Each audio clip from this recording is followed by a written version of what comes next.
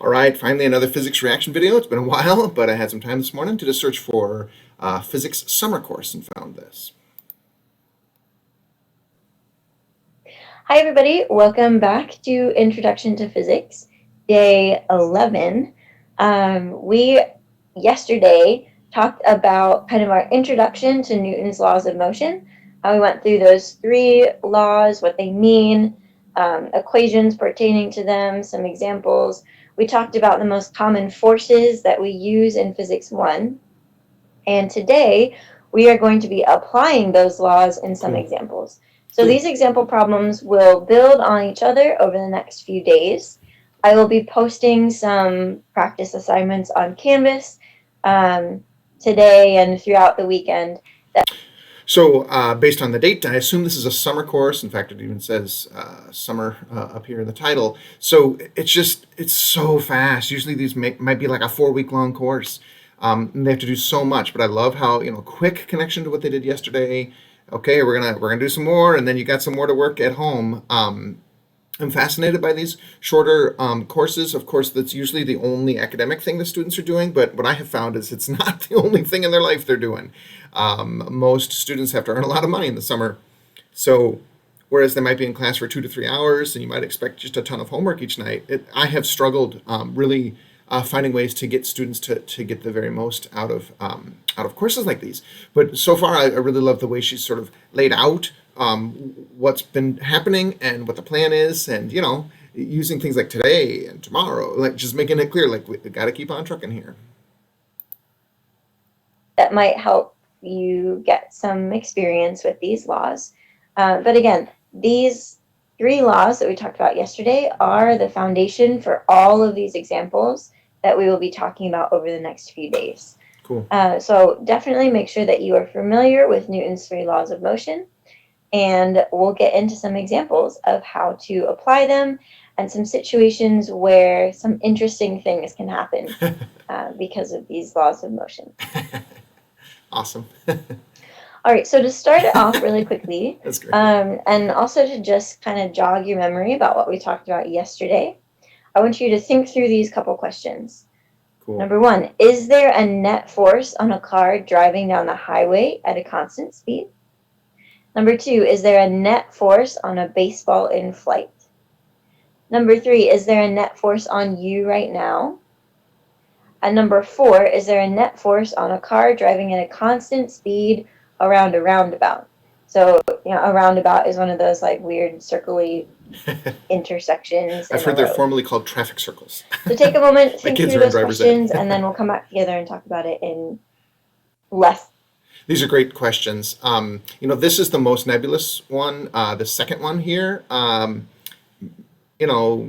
So often we're told to ignore air resistance, but boy, is there air resistance? Oh, we're told the flight's supposed to look like a parabola, and it kind of looks like a parabola, so maybe there's no air resistance.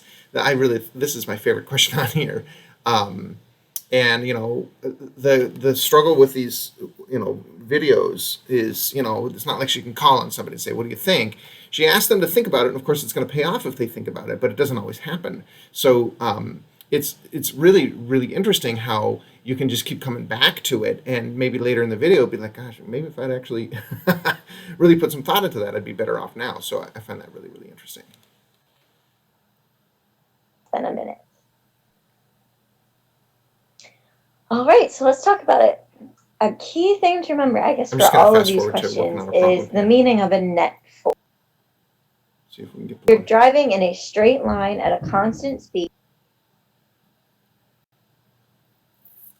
First part,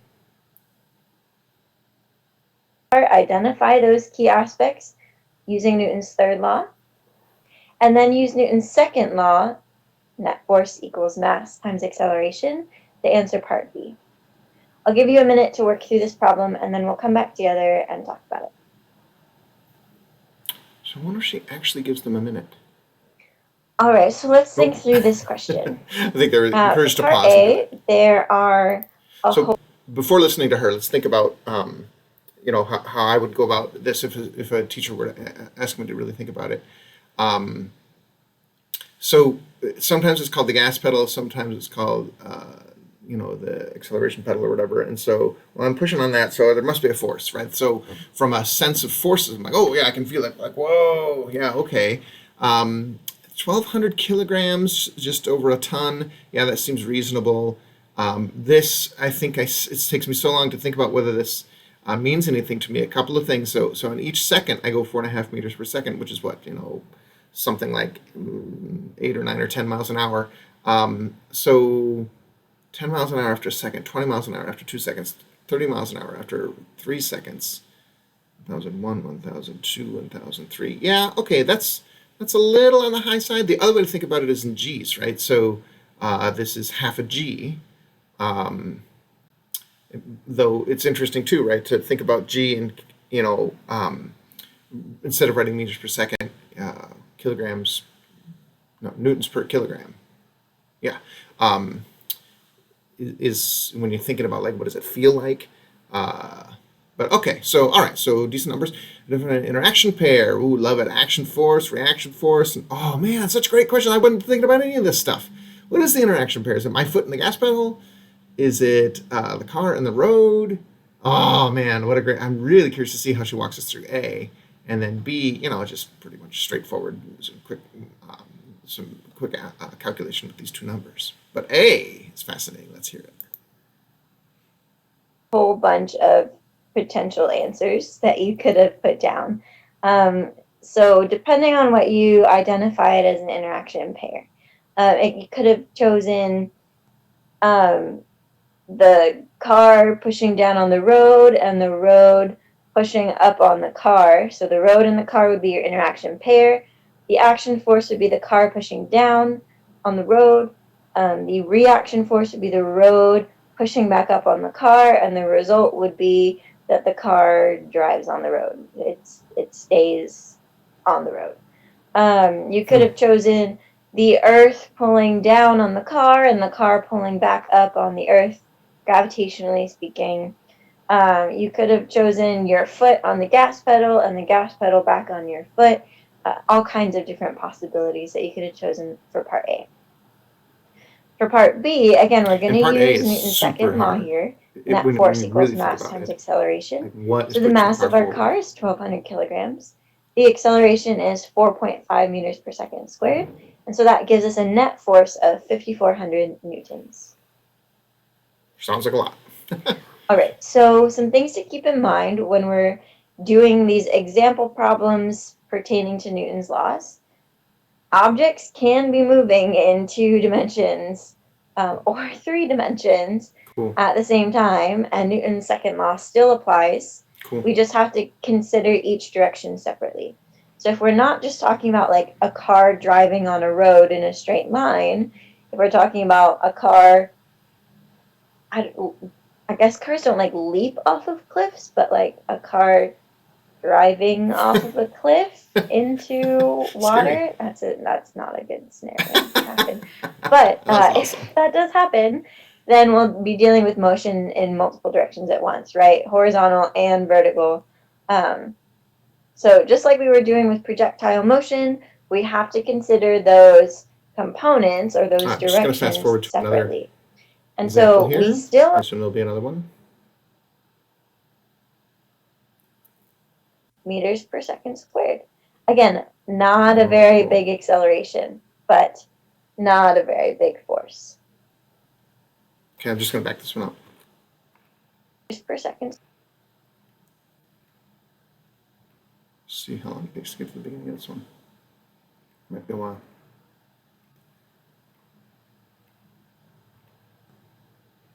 Right, I'll just scroll instead. Let's go back to here.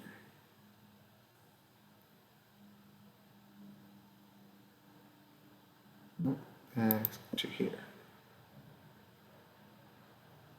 There we go. Our F sub x is the x component of the force, and F sub y is the y component of the force. Cool. So in the x direction, right, we have our Newton's second law. The net force in the x direction equals the mass times the acceleration in the x direction. And so remembering our trig functions, it's so interesting that this looks like dragging a box on the floor, but this is in empty space. So it's fascinating, isn't it, that in empty space, why would you define this to be your x-axis, right? You might as well just twist your head and, oh, sorry, twist your head, so that this becomes a one-dimensional problem. So it's actually really, really interesting to think about how you could solve this problem with any angle, and of course the net acceleration is going to end up being the same. I also heard her talking about SOCAHTOA, which is super awesome. What I have started to do with my classes is to convince them that cosine is weird, cosine is big when the angle is small, and that sine is sort of normal. It's small when the angle is small. And so I sometimes will take a ramp, right? And I'll say, well, good Lord, if this goes up, do you expect this to get bigger or smaller? And they say, oh, it gets bigger. Okay, well, that's probably sine.